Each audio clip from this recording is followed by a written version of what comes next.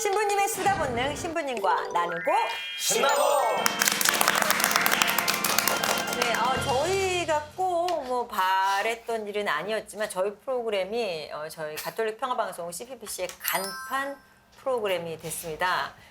진짜 간판 걸렸다. 네, 간판으로 걸렸다. 간판이 걸려서 간판 프로그램이 됐다. 네, 저희 모습이 평화방송 외벽에 걸려져서 드리는 말씀인데요. 혹시 보셨습니까? 네, 봤습니다. 네. 보신 소감이 어떠셨는지요? 상당히 즐거워 보였어요. 저는. 네, 즐거워 보였어요. 네, 김정은 신부님이 네. 아니 저는 그 정비 먹고 가다가 그냥 이렇게 우연히 봤는데 거기 원래 박철씨 그거 있었잖아요. 네. 맞아. 예. 근데 갑자기 김상호 신부님 얼굴이 딱 보이는 거야. 그래서 이러고 있는데 정말 놀랐어요. 네. 그 간판이 걸리고 나서 음. 명동에 계시는 우리 김상우 신부님께서 조금 돌아다니기 쉽지 않다라는 얘기가 상당히 영향을 받을 들리는데. 것 같아요. 근데 생각보다 저같이 사진이 안 나와가지고 네. 괜찮습니다. 아, 다행입니까? 그 네. 평소에 이제 좀 캐주얼하게 입고 다닐 때는 저를 네. 못 알아보실 맞아요. 겁니다. 어떤 이렇게 아이템 이런 것들 장착하면 네. 못 알아보실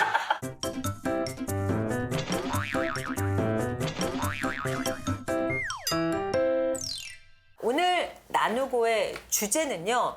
어찌 보면 그 가톨릭을 생각할 때 대표적으로 떠오를 수 있는 단어가 아닐까 싶습니다. 바로 미사에 관한 이야기를 해볼까 합니다. 먼저 미사, 영어로는 mass라고 하잖아요.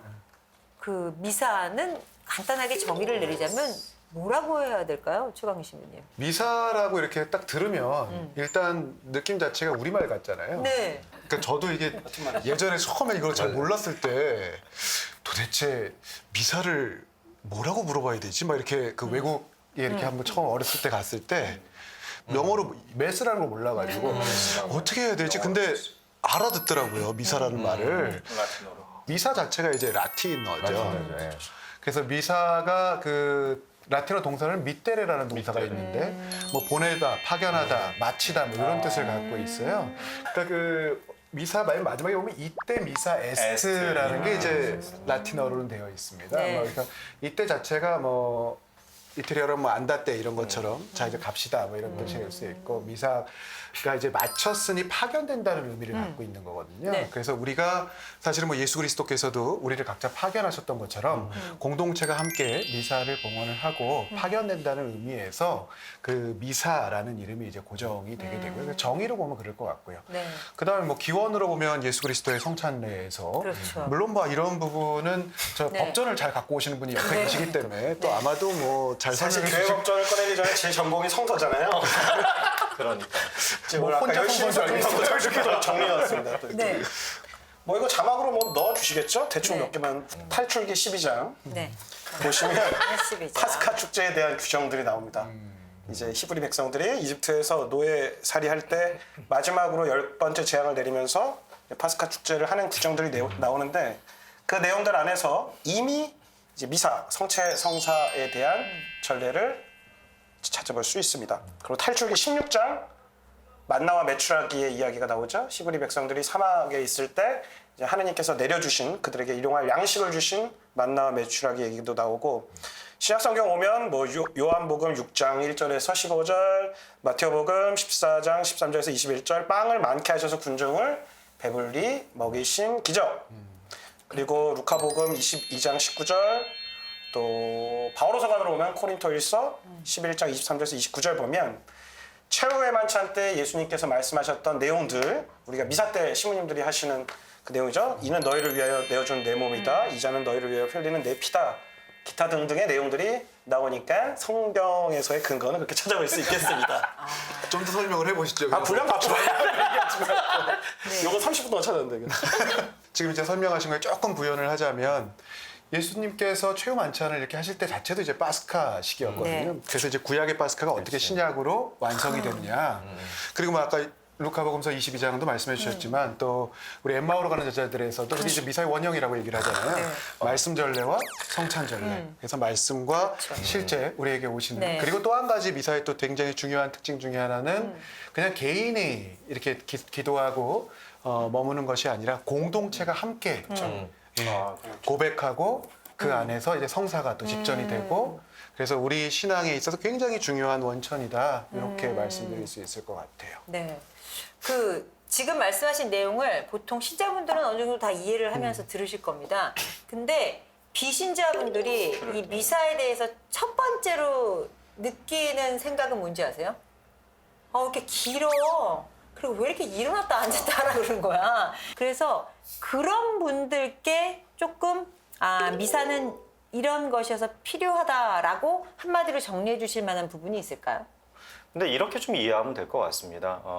우리가 누구 집안에 집에 초대를 받아서 가면 그 집의 형태에 따라서 또 그 집의 어떤 생활 양식에 따라서 또 가풍에 따라서 우리가 좀 이렇게 맞춰주고 또 그걸 존중해주는 어떤 게 있거든요. 그 손님에 대한 최대한의 배려인 거죠. 그것이 어떻게 보면은. 그리고 이제 우리 내부적으로 보면은 그걸 통한 우리의 어떤 성사적인 은총 수혜 그리고 또 미사가 주는 어떤 은총을 받을 수 있다고 하는 어떤 형식들이 담겨 있기 때문에 뭐 저는 그렇게 이해하고 싶어요. 그러니까 네. 상대방의 문화를 존중해주고 형식을 존중해준다고 하는 것. 조금 더 실천적인 답변을 또 한 가지 드려보자면 뭐 아까 이제 상우님이 오늘 성경 네. 말씀을 하셨으니까 성경에 보면 아까도 탈출기 말씀하셨잖아요. 탈출기 20장부터 보면 신자분들 되게 읽기 어려워하십니다. 20장부터 이어지는 부분들 레위기 민수기 하면 되게 어려워해요. 네. 왜냐하면 이게 법조문 내지는 전례에 대한 내용들이 나와 있거든요. 네. 근데 그 전례를 이해하지 못하고 알지 못하는 사람이 보면 그냥 지겹고 재미없고 따분한 일이 되어버려요. 그래서 혹시나 그런 이제 비신자분께서 미사에 대해서 조금 이해하고 싶다거나 아니면 좀 너무 길고 지루하다라는 느낌이 드시면 저희 매일 미사 앞에 보면 미사 통상문이라는 게 있어요. 네. 그리고 왜 앉는지 이게 각각의 부분들이 무슨 의미를 갖고 있는지를 같이 따라 읽으시면서 보시면 그러면 좀 다르게 느끼시더라고요. 그래서 네. 그거는 실천적인 것으로 한번 더 설명드리고 싶습니다. 네. 그 미사하면 그것하고 같이 가는 개념 중에 하나가 미사를 벌하면 난 대죄를 짓는 거야. 그러니까 고해성사를 봐야 돼. 라는 게 이렇게 연결고리처럼 첫 번째로 먼저 떠오르거든요.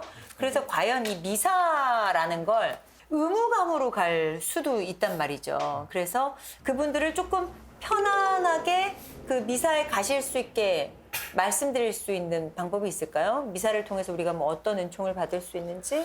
주일 미사를 우리가 왜 꼭 참례를 해야 되는지는 사실은 이 부활을 선포하고 고백하는 차원에서 사실 의무예요. 그러니까 그 이제 교회를 이제 그 라틴어나 뭐 그리스 말로는 에클레시아라고 하는데 이게 이제 뭐라 그래 더 콜드 그러니까 부르심을 받은 사람들 요즘 학생들이 자신의 소환 있잖아요 소환 네네. 소환된 사람들의 모임이에요 사실 그게 어원적으로 그래서 왜 소환됐냐면 하느님으로부터 소환된 사람들의 모임인데 이게 그리스도의 부활을 선포하라고 소환된 사람들의 모임이라서 사실은 지상에서 어떻게 보면은 구원을 향한 여정의 연습을 네. 하는 차원이기 때문에 사실 의무라고 보시기보다는 우리의 권리라고 보시는 게 더 좋을 것 같아요. 그래서 부활을 예행 연습한다고 생각하시면 돼요.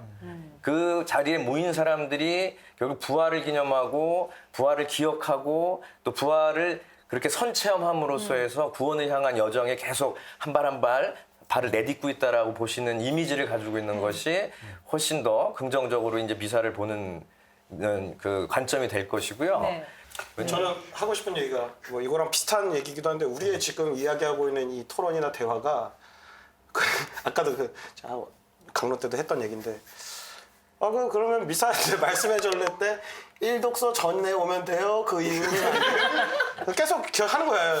계속 이렇게 합산하기 시작하면 하답송 몇 번째까지 그냥 2독서 아니 뭐 복음, 강론, 사도행전 계속 가는 거예요. 근데 저는 이런 단어가 사실은 미사를 주일미사 참석이 의무 그런 의무 조항이라고 생각하면서부터 비극이 시작되는 것 같아요. 계속 우리는 협의를 아니 뭐라 그러는데 협상을 하려고 하는 거지. 조금이나마 더 나에게 그렇지. 유리한 것들을 얻어내기 위한 미사의 그런 본래 부분이다. 의미가 아까 신부님도 말씀하셨지만 에클레시아라는 교회 원래는 히라모로 칼레오 동사인데 부르심 받은 사람들의 모임이에요. 그렇기 때문에 우리가 이 미사에 온다는 것이 사실은 하느님과 나와의 어떤 개인적인 사랑의 약속 시간인데 이제 그 개념이 없는 거잖아요. 그렇죠. 그리고 미사 자체도 또 한 가지 우리가 이제 아까 이야기하지 않은 성격 중에 하나는 제사의 성격이 있잖아요.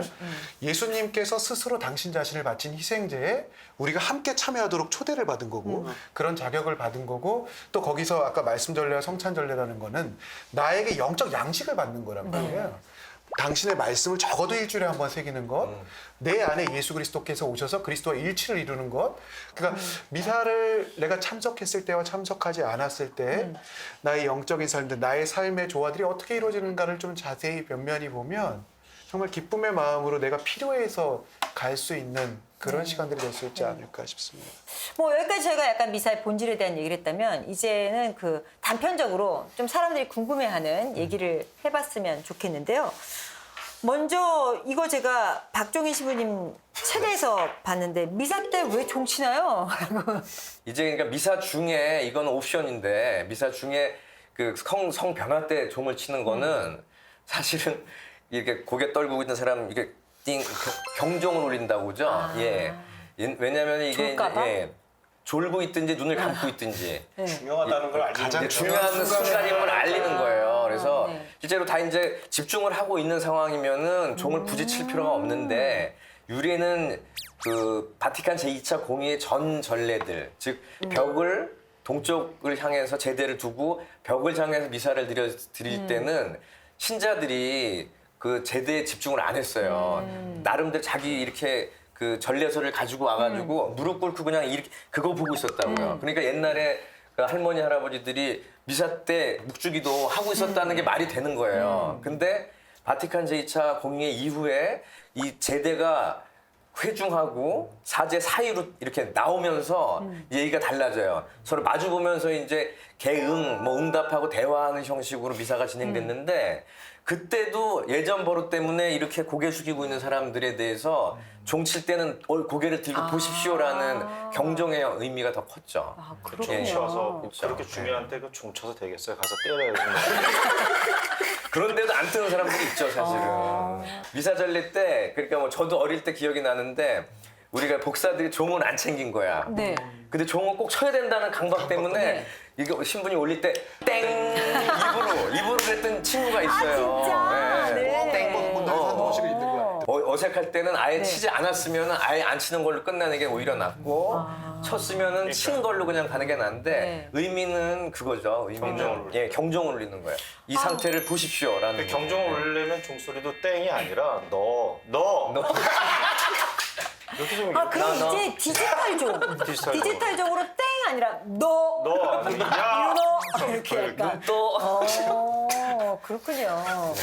저는 이렇게 강론 말씀을 들으면서 이렇게 졸아본 경험이 많아가지고. 은혜로운 시간이죠. 네. 저 사실 고백 커밍아웃 할 때 하나 있어요.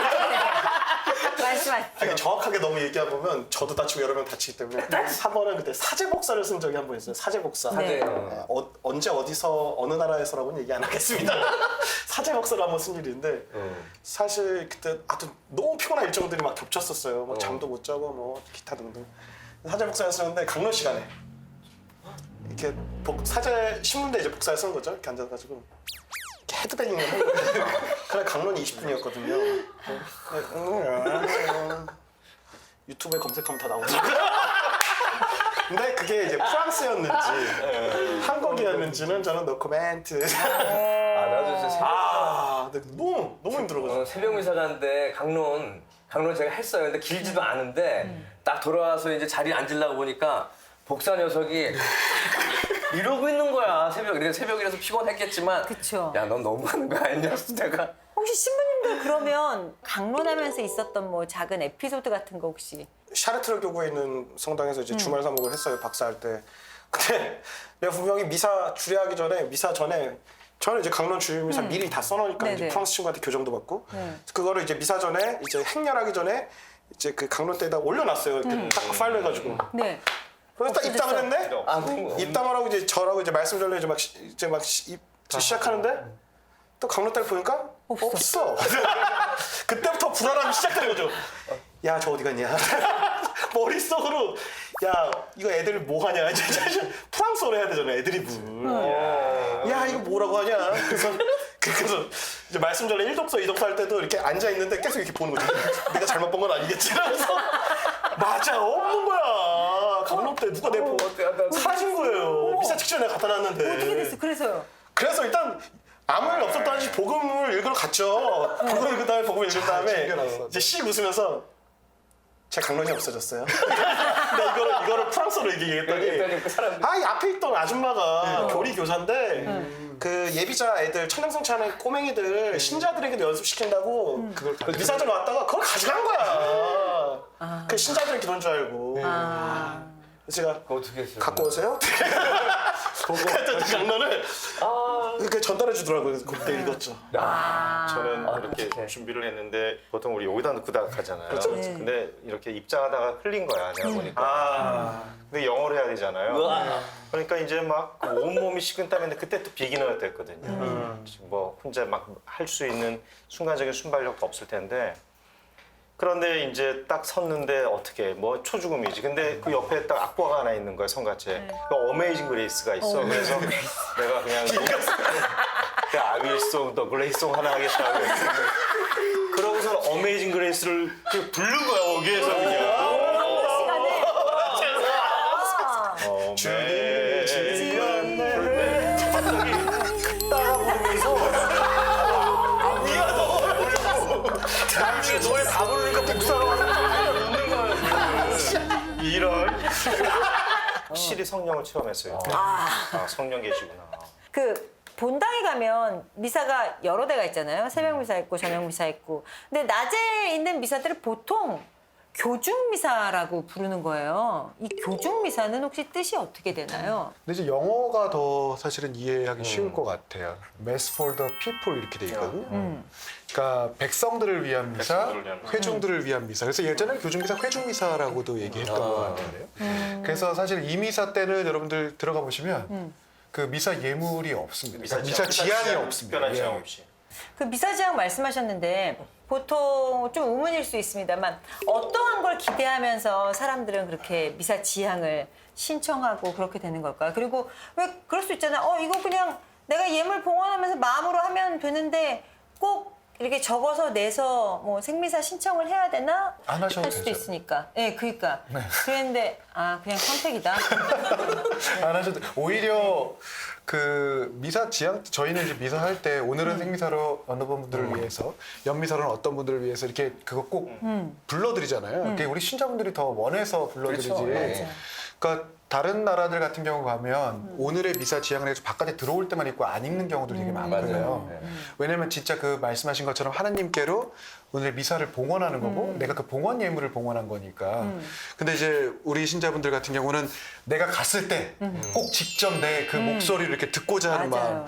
좀 그래서 있어요. 이렇게 써 있더라도 혹시 잘못 읽거나 그러면 응? 잘못 읽었으니까 환불해달라고. 진짜 그런 경우 있어요? 그럼요. 따지고 막 난리 저희 성당 오세요. 진짜요? 멀쩡히 살아있는 사람 죽여놨다고. 맞아. 또 연미사 지향이라고 산 사람을 생미사를 생미사 잘못 넣어서. 멱살 잡고 하는 경우. 잘 좁아요. 어차피 사무실에서 난리 납니다. 막 그거 한번 잘못 이렇게 빠지거나. 그러니까 특별히 그러니까 사실 미사 봉헌했으면 그거 자체로 하는 게 의미가 있는 건데 뭐 예를 들면 내가 아침 미사에 오는 거라서 아침이라 했는데 저녁 미사에 봉헌했어. 그러면 아주 그냥 그 도대체 어떤 마음일지 모르겠. 물론 순간적으로 화가 날 수는 있는데 막 그럴 때 보면 진짜 이분이 신자가 맞나 그럴 정도로 막 제 예배할 때 기일 미사. 기일미사 진짜. 그렇군요. 그래서 제가 볼 때는 어떻게 보면 우리나라 어떤 전통적인 문화나 이런 거에 맞물려서 좀 사목적인 배려로 그 지향을 이제 이렇게 좀 공시해주기도 하는 형식이 있지만은 그게 너무 지나치면 미사의 본질이 훼손될 수 그렇죠. 있는 것 같고 네. 사실은 그렇죠. 저희가 미사하면은 말씀의 전례와 성찬의 전례가 이제 엑기스라고 생각하시는 분들 이제 영성체 모시고 나서 시간도 없고 한다고 빨리 가시는 분들 많으시잖아요. 특별히 문제는 안 되는 뭐 건지. 그분의 선택인 거죠. 뭐 네. 그분의 선택이지만은 제가 볼 때는 온전한 미사의 은총이 구성되기 위해서는 저는 그 마지막 강복까지 파견 강복까지 받고 가야 된다고. 그러니까 미사라는 말 자체가 파견. 파견인 건데. 그렇죠. 네. 파견을 안 받았어요. 네. 말이 안 되는 거죠. 그러니까요. 밑대래. 네. 다 보면 이제 하나하나가 네. 그럼 여기까지는 괜찮구나. 여기까지는 괜찮. 그래서 주임이사 같은 경우는 좀 풀로 다 이제 참여를 하시라고 요청을 하고 싶고요. 평임이사는 어쩔 수 없다 하더라도. 근데 그 주임이사 같은 경우는 아까 김상우 신부님 얘기했지만 1시간 주님 예수 하느님하고 약속을 하고 만나는 거잖아. 그러니까 그렇죠. 그 충분히 처음부터 끝까지 함께 있어 드리는 것이 사실은 우리에게도 네. 유익하지. 그걸 뭐 내 사정 봐가지고 시간 맞춰서 나가버리고 하는 건 좀 안 좋은 것 같아요. 보기도 네. 좀. 이제 마무리하시면서 미사에 대한 이야기 마무리하면서 혹시 뭐 신자분들께 뭐 당부하시고 싶은 말씀도 좋고 아니면 뭐 도움이 되는 말씀도 좋고 한 말씀씩 정리하고 넘어가도록 하겠습니다. 미사가 의무가 되기보다 정말 나에게 필요한 영적 양식의 시간, 영적 충전의 시간, 그리고 1시간의 피정 같은 시간으로 미사 참석할 수 있으면 참 좋지 않을까 이런 생각이 듭니다. 네. 네. 그 뭐 기도 중에 가장 큰 기도가 미사라고 하니 그 이 미사를 잘 활용하셔가지고 개인 뭐 성화를 좀 이루시는데 좀 더 보탬이 됐으면 좋겠습니다. 그러니까 강복까지 다 받고 나가시는 그런 정성된 모습 보여주신다면은 하나님께서 더 기뻐하실 게 아닌가 싶습니다. 우리가 하느님을 이야기할 때 창조주라고 하죠. 그래서 만물의 창조주이시고 또 우리 시간의 창조주이신 하느님께 일주일 우리가 하루 24시간 곱하기 7하면 168시간인데 주임이사 168분의 1의 시간을 내가 창조주께 다시 봉헌할 수 있는 시간 또 그리고 내가 또 필요한 에너지, 필요한 힘, 은총들 받아갈 수 있는 시간 또 그리고 살아갈 힘을 얻는 시간 그런 시간이 돼야지 그냥 뭐 가기 싫은데 의무 이런 접근보다는 그렇게 하느님과의 사랑의 약속 시간이다 라고 생각을 하면 좋을 것 같습니다. 정말 뭐 어떤 값으로 따질 수가 없는 미사의 그 값어치를 우리가 좀 더 느끼는 그 일주일에 한 시간이었으면 좋겠고요. 이런 얘기를 하고 싶은데 칠성사가 다 집약되어 있는 게 저는 미사라고 생각을 해요. 다 우리가 그 칠성사를 받을 수 없는 신분들이 있지만은 하지만은 그 미사만은 그 칠성사에 대한 어떤 모든 은총들을 체험하고 참여하고 경험해 볼 수 있는 것이기 때문에 여러분들이 미사의 은총을 통해서 좀 더 넉넉하게 또 긍정적으로 삶을 살아갈 수 있었으면 좋겠습니다.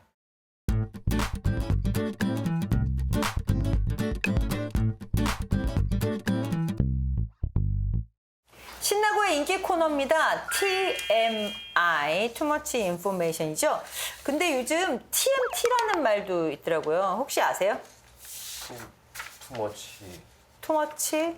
투머치 톡. 네, 맞아요. 투머치 톡, 투머치 토킹. 투머치 네. 톡. 혹시 신부님 네 분 중에 TMT라면 종이 신부님 같은데. 하나, 둘, 셋. 제가 그런가? 네, 영광의 수상자가 되셨습니다. 기쁘십니까? 예, 네. 자, 그래서 오늘의 TMI는 저희 신나고의 TMT 박종희 신부님 준비하셨다고요. 네. 네.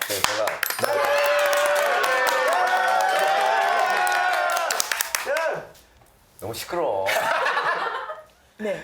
네, 오늘 뭐 제가 소개해드리고 싶은 거는 청소년 사목과 관련된 이야기들인데요. 지난번에 제가 예수에 관련된 얘기를 혼자서만 일방적으로 네. 해가지고 많이 잘렸어요, 사실. 오늘은 그 미연에 방지하기 위해서 제가 다른 신부님께서 계속 이렇게 개입을 시킬 좀 요량으로 네. 준비를 좀 했습니다. 그래서 잘리면 어떡할 거야? 아니 인발부는 뭐 아무나 되는데요. 아니 제가 초대할 거예요. 네.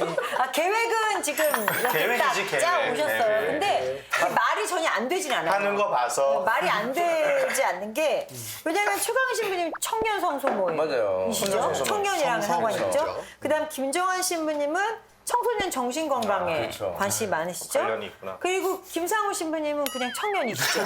그러니까 자체가 청년이시죠. 네, 그렇죠. 청년이니까. 이 청년 쪽을 맡고 있잖아요, 명동에서. 그냥 껴져 있게요. 방송 관심이 없어. 관심이. 자체가 청년이라고 지금. 네. 우리가 케어해야지. 안 맞아. 해야죠. 안 맞아. 자, 청소년 사목에 대한 이야기를 시작해 보도록 하겠습니다. 어떻게 시작할까요? 두구두구로 시작해요? 우선 제가 청소년 사목을 하게 된 이제 사연이 있어요. 네. 고등학교 시절에 저희가 종교 학교가 아니었음에도 불구하고 저희 그 음성 서클로 레지오 마리아가 있었어요. 레지오 마리가 음성 서클이에요? 왜냐면은 그 종교 서클을 인정을 안 했기 때문에 우리끼리 따로 그냥 허가를 안 받고 모였던 거죠. 근데 이제 음성 서클이면 당시에는 굉장히 경계의 대상이어가지고 저희가 막 불려가기도 하고 그랬었는데 여하튼 그때 행복했던 건 해화동에 그 청소년 그 센터가 있었어요. 가톨릭 청소년 회관이 있어가지고 제가 거기 있잖아요. 예, 거기서 이제 그 자리 말고 그 전 자리 있었어요. 아, 저기 건너편. 예, 전에 있었어요. 예, 건너편에 그때 저희 진짜 이제 고등학교 옛날 사람 물 따라. 대입하지 마. 아니 약간 이빨 빠르네. 약간 이빨 빠르네. 왜 말이 달라집니까? 네, 저기 그때 이제 자란 경험이 좋았는데 나중에 이제 제가 대학 가가지고 이제 후배들을 위해서 봉사자가 됐죠. 그러니까 단장들이 있을 때 단장이 돼서 활동을 할 때 저희를 지도해 주셨던 신부님이 그때 기억이 많이 남아요. 그래서 제가 그때 아마 처음으로 구체적으로 내가 만약 사제가 된다면 저런 분이 되고 이 청소년 사목 같은 거 정말 하고 싶다라는 열망이라는 게 그때 이제 생겨났어요. 근데 그때는 제가 여친들도 있고 그래가지고 여친이 아니라 여친들. 나 짝사랑하고 있었는데. 짝사랑은 여친이 아니잖아요. 하여튼 아니 계속 세운 얘기가 그래가지고 제작진들의 마음은 주제가 나오기까지 상당히 오랜 시간이 필요하고 굉장히 많은 설명이 필요해요. 주저리 여친 얘기를 왜? 그게 이제 사연이 있다니까. 하세요. 그래가지고 구구절절하고 멋진 지금 인포메이션. TNT. 그래가지고 그때 생각을 했었는데 그리고 나가지고 이제 그런 건 다 까먹고 수도에 들어와가지고 사제 준비를 하고 파리도 갔다가 와서 이제 서품을 받으러 돌아왔는데 서품을 받고 나서 이제 관구장 신부 저를 콜하셨어요. 부르셔가지고 하신 얘기가 우리 관구 내에 아직 본격적으로 청소년 산목이 시작되지 않았는데 박 신부가 첫 발을 내딛는 게 어떻겠느냐 그래가지고 제안을 하셔가지고 막연하잖아요. 어떻게 뭘 어디서부터 시작해야 될지. 그래가지고 이제 문을 두드린 데가 서울교구 청소년국 이제 문을 두드리러 갔는데 공교롭게 그때 그 청소년국 국장 신부님이 그 신부님이셨어요. 그래서 저는 그때 이제 플래시백 됐죠. 나의 운명이라는 게 결국 이렇게 불림을 받는 건가라는 이제 생각을 그때 하게 됐고. 주님의 뜻이 거기에 있었던 거로군요. 그래서 저 엄청나게 행복했어요. 왜냐면 제가 가장 좋아하는 신부님을 모시고 청소년 사목이라는 걸 이제 하게 됐다는 것 자체가 굉장히 뿌듯했고 그때 알게 된 자료들이라고 인맥들을 통해 가지고 계속 아직도 그런 비슷한 일들을 계속 하고 있는 상황이죠. 네.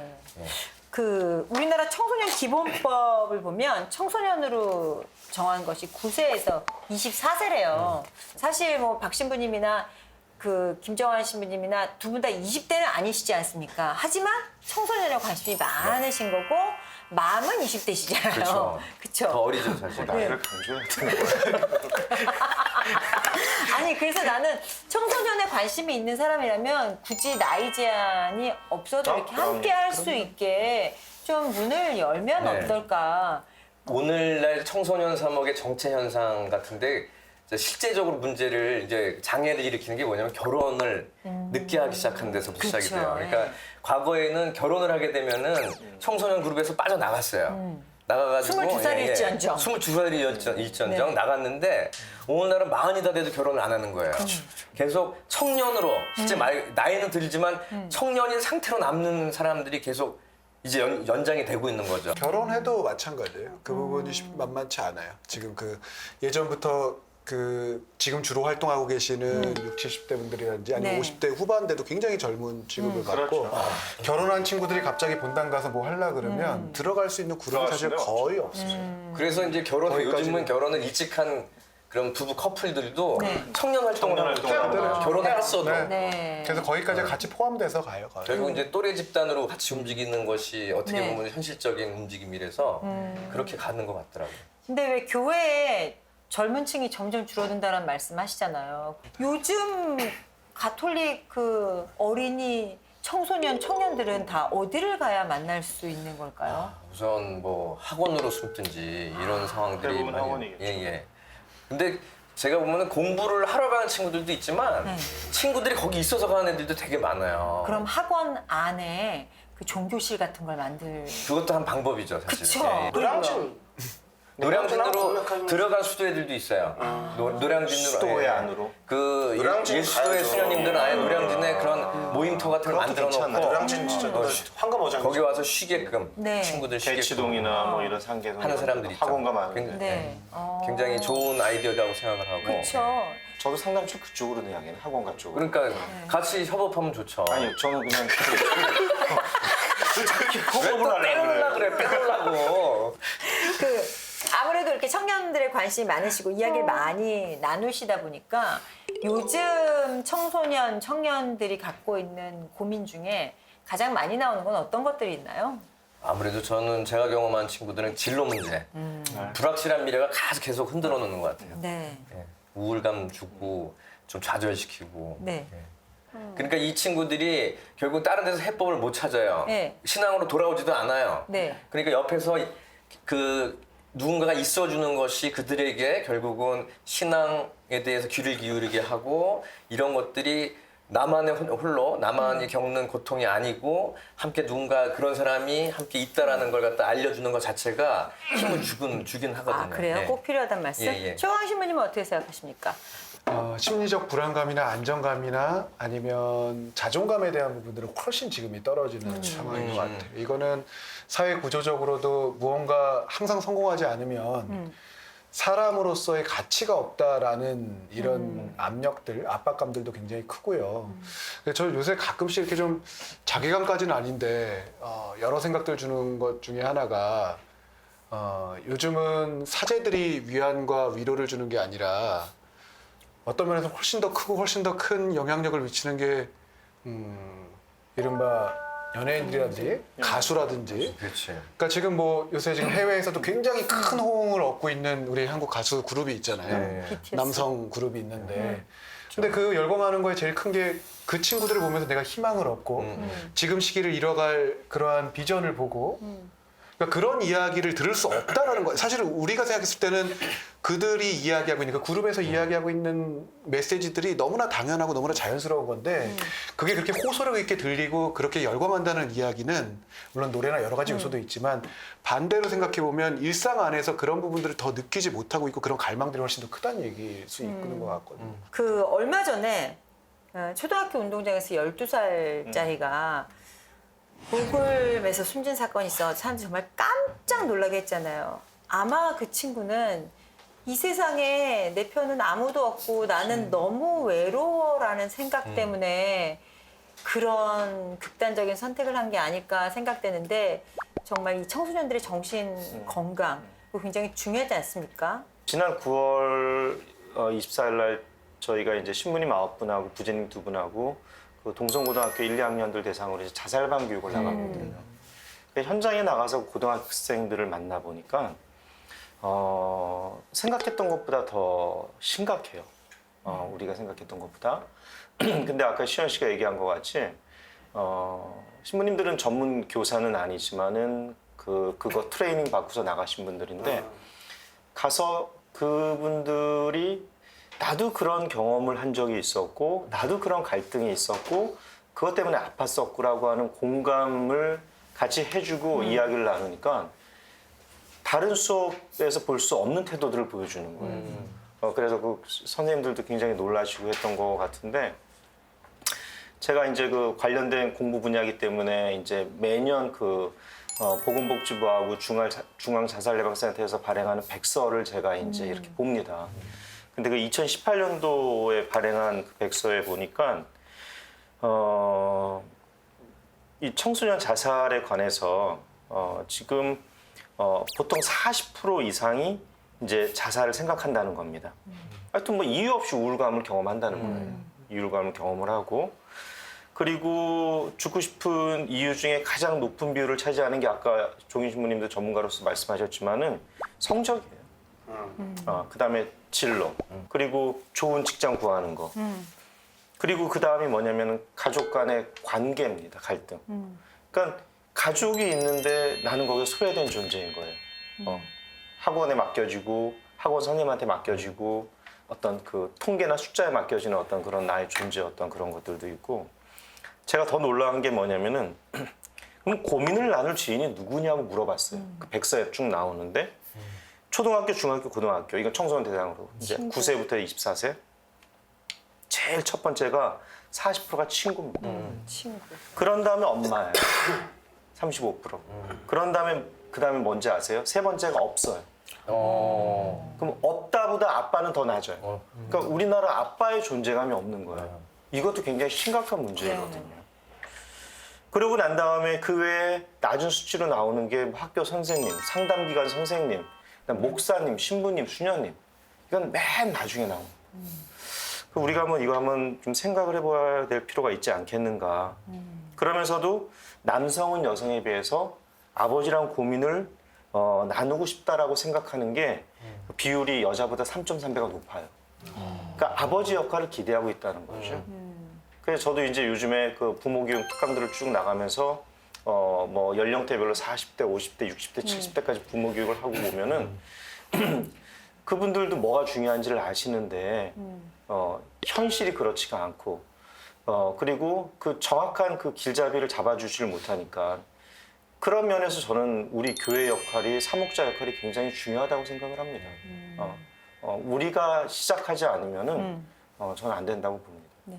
그러면 교회가 우리 청소년들을 위해서 해줄 수 있는 건 어떤 게 있고 저희가 뭐를 준비해야 될까요? 뭐 어찌됐건 그 청소년들을 확보할 수 있는 공간이라면 요즘은 거점 본당이라는 말을 많이 쓰는데 네. 청소년들이 좀 제법 모여 있는 그 본당을 거점 본당으로 삼고 주변의 동네에 있는 친구들이 올 수 있도록 이렇게 유도를 한다거나 하고 그 공간은 수시로 항상 열어놔가지고 청소년들이 계속 거기서 교류를 할 수 있게끔. 근데 기존에 우리가 성당, 뭐 서울교를 예른다면 한 230여 개 성당이 되는데 거기에 그 청소년들을 위한 시설이 사실은 있거든요.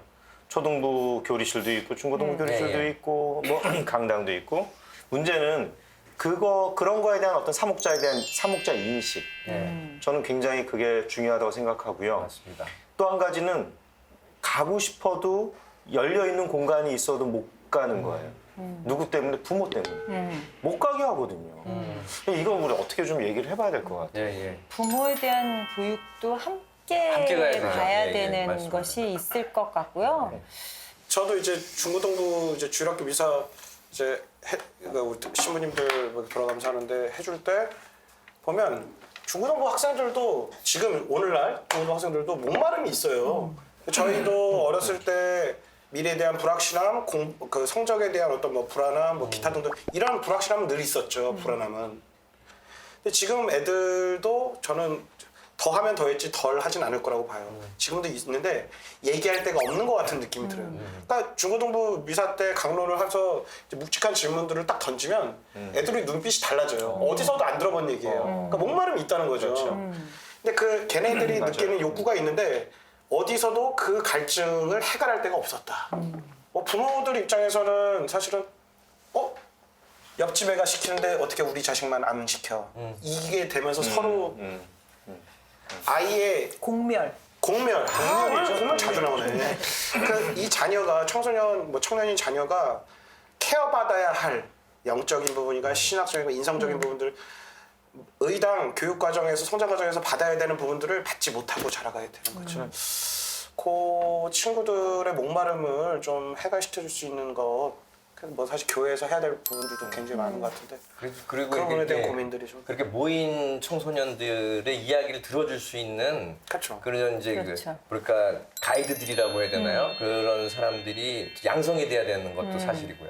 그래서 그것이 꼭 이제 뭐 주일학교 교사들이 아니더라도 그렇죠. 예, 예. 그렇죠. 우선은 이제 청소년 쪽에서는 또래 아까 친구들이 가장 중요한데 좀 이렇게 이야기 잘 들어주고 리더십이 있는 청소년들을 그 육성을 해가지고 그 친구들이 나오는 자기 또래 친구들의 이야기를 들어주고 좀 심각한 상황은 참혹자들에게 알리는 좀 이렇게 그 구체적인 도움을 필요로 하는 식으로 그 친구들하고 긴밀하게 관계를 이제 협조를 맺고 있죠. 박 신부님께서 TMI를 준비하시는 과정 속에 우리 청년들이 기대하는 걸 정리해 오셨다고요? 청년들이 이렇게 조사했던 내용들이 좀 있어요. 근데 가장 그 청년들이 심층적으로 바라는 것 중에 하나가 들어주세요. 우리 얘기 좀 들어주세요. 이거예요. 근데 보통 보면은 이제 사목자와 청년들이 만난다거나 좀 연배가 있는 분하고 청년들이 만나게 되면은 어떤 일이 되냐면 가르치려고 하는 경우가 되게 많은 거예요. 야, 우리 때 안 그랬어.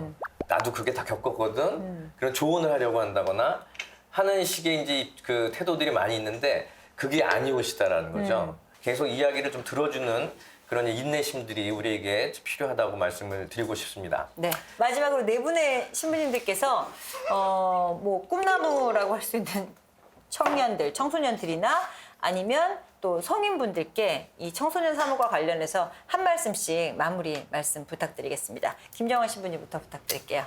우리 같이 살아가는 사람이기 때문에 그래서 언제든지 들을 준비가 돼 있고 또 열린 마음과 또 이렇게 팔 벌리고 있으니까 저에게도 오시고 여기 계신 모든 분들에게도 오시고요. 그리고 여러분들 너무나 아름다운 인생 살고 계시는데 여러분들이 고유한 인생을 잘 만드시기를 응원하고 또 저도 지지하겠습니다. 저는 그냥 청소년 청년들한테 해주고 싶은 얘기는 그냥 좀 얘기를 들어주고 싶어요. 그들의 얘기를 이렇게 종인이가 그랬구나 이렇게 들어주고 싶어요. 그러니까 이 친구들 얘기할 때가 되게 없나 봐요. 되게 생각보다. 그러니까 저는 이제 청년들하고 같이 이렇게 뭐 술 한잔 하고 이런 거 같이 이렇게 식사하고 이런 걸 좋아하는데 그런 자리들 친교의 자리가 조금 진행되다 보면 나와요. 조금 신뢰관계가 형성되니까 툭툭 나오더라고요. 자기 힘든 얘기, 어려운 얘기, 뭐 집안 얘기도 가끔씩 나오기도 하고 갑자기 밥 먹다 신부님 기도 어떻게 하는 거예요? 뭐 이렇게 나오기도 해요. 좀 우리가 뭐 사실 뭐 저는 이제 사제니까 신부로서 먼저 그렇게 생각하는 것 같은데 좀 얘기를 들어주고 싶어요. 들어줄 테니까 와서 얘기해라. 그냥 혼자서만 끙끙 앓지 말아라. 그런 얘기를 해주고 싶습니다.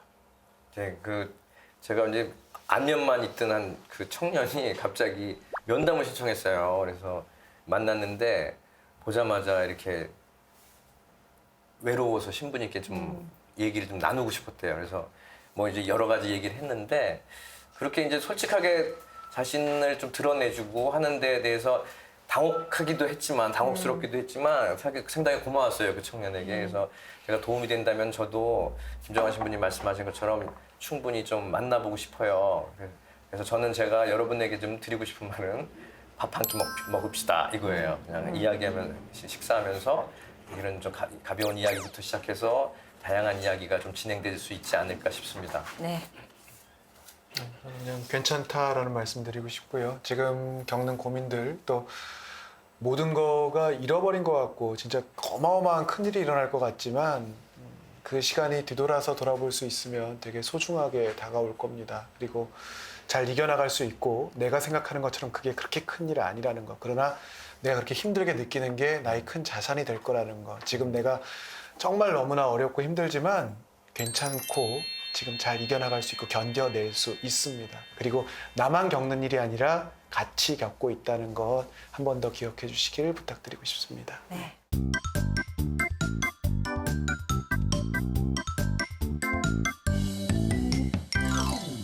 다행인 건 그 저희 신부님들께 이렇게 얘기하고 싶어지신 시청자분들이 많나 봐요. 그래서 저희 사연이 올라오고 있는데요. 한번 이 사연 제가 읽어드리도록 하겠습니다. 여자분이신 것 같아요. 저는 바로 어제 예비신자 입교식을 했습니다. 그동안 올여름에 세례를 받은 남편이 식사 전후 기도를 하는 것을 바라보기만 했었는데요. 저녁부터 남편이 기도하는 법을 알려줄 테니 같이 하자고 합니다. 저 같이 하고 싶었는데 아직 교리 공부도 시작 전인데 같이 해도 되는 건지 의문이 생기더라고요. 답변해 주시고요. 예비 신자가 교리 공부 중에 여러 기도, 뭐 묵주 기도나 삼종 기도 이런 거 해도 되련지요? 하셨네요. 아, 너무 귀여운 질문이시다. 네, 너무 아름답습니다. 예쁘네. 영재야 영재. 자, 제가 명동성당에서 예비신자 교리학교 교장 신부입니다. 네, 교장 선생님 말씀해 주십시오. 1년에 한 1,000명 살해봤죠. 네. 이게 한 2,000명 오나? 왔다 갔다 하는 사람들? 근데 이제 이런 질문 아주 그냥 굉장히 모범생적인 질문입니다. 이 6개월, 뭐 이게 분단마다 조금 다르지만 기본적으로 이제 한국 천주교 주교회에서 권장하는 예비신자 교리 과정은 6개월 정도입니다. 그래서 6개월이라는 시간이 유럽에 비하면 짧죠. 유럽은 뭐 몇 년 해요, 아직도. 근데 이제 그 6개월이라는 시간은 사실은 이 가톨릭 천주교 신자가 되기 위한 시간, 준비 시간일 텐데 이 6개월 동안 교리 내용들을 머릿속에만 입력하는 것도 사실은 굉장히 수박 겉핥기식으로밖에 진행이 안 됩니다. 일주일에 한 번씩 와서 꼴랑 뭐 1시간 강의 듣고 뭐 나눔하고 어차피 부족해요. 그러면 제가 볼 때는 이 6개월이라는 시간이 오히려 우리가 노려 봄직한 것은 신자로 살아가는 방법들을 연습하는 것. 뭐 구체적인 예를 들면 주일미사 가보기. 주일미사 처음에 가면 어색하죠. 앉았다 일어났다 뭐 기도문도 잘 모르겠고 손은 어떻게 되고. 하지만 이게 아이가 처음에 태어났을 때부터 말하고 걷지 않잖아요. 연습이 필요하겠다. 교리 내용이야 사실은 세례 받고 나서 나중에 또 심화학습을 또 배우고 또 찾아보고 할 수도 있겠지만 이 내가 신자로 살아가는 것, 실천적인 부분들, 식사 전 기도, 후 기도, 뭐 삼종 기도가 될 수도 있고 아침 기도, 저녁 기도가 될 수도 있고 기타 등등 주일미사 특별히 이제 그런 것들은 6개월 동안 내가 실천하면서 충분히 할 수 있는 거다. 네. 교회법적으로는 아직 예비 신자들은 사실은 출생신고를 안 한 거기 때문에 존재하지는 않는 개인이라고 할 수는 있겠지만 이게 뭐 사실 이렇게 하면서 그럼 세례 받으면서부터 그럼 오늘부터 시작? 이거는 연습을 좀 해야 된다는 거죠. 지금 연습을 충분히 하지 않으시면 나중에도 그렇게 잘 하기가 쉽지 않겠다. 그러니까 지금 이 배우자분과 함께 같이 기도하는 건 굉장히 모범적이고 좋은 습관이 될 수 있겠다라는 말씀을 드리고 싶습니다. 네, 기도를 본격적으로 하셔도 됩니다, 자매님. 축하드립니다. 네. 그리고 환영합니다. 저희 가톨릭 굿 뉴스라는 어플이 참 잘 돼 있습니다만 그래도 처음 입문하실 때는 스마트폰으로 보시는 것보다는 가톨릭 기도서와 성경을 준비하셔서 만나보시면 어떨까 하는 생각이 듭니다. 교회 상식 속풀이. 이거 좀 잘라주세요. 안 사고 앉아. 오늘 저희 나누고의 주제가 바로 용서할 용기. 용서할. 처음에 쓰는 방법들이 무긴이죠. 망각하고 싶어요. 왜냐면 그러면 될 거라고 생각했기 네. 때문에 나중에는 그 앙금들이나 분노가 남아있단 말이에요.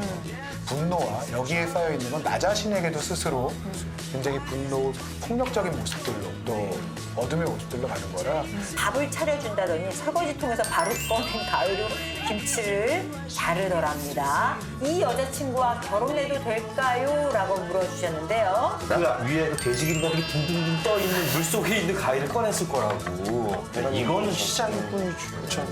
주문님. 큰 게 있을까? 그럼요. 저는 왜냐면 뭐 이제서야 좀 알려주셔서 고맙긴 한데 저 우리 촬영할 때 눈썹 고정하면 되잖아요.